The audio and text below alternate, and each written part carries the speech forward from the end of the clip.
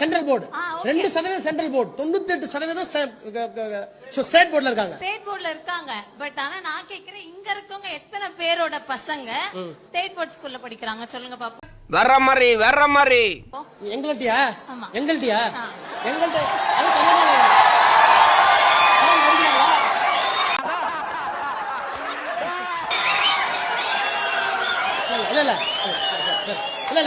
இல்ல கேள்வி கேட்கறதுக்கு ஆரவாரமா இருக்கும்.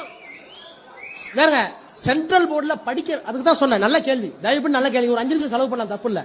நல்ல கேள்வி, உட்காருங்க. நல்ல கேள்வி, நல்ல கேள்வி.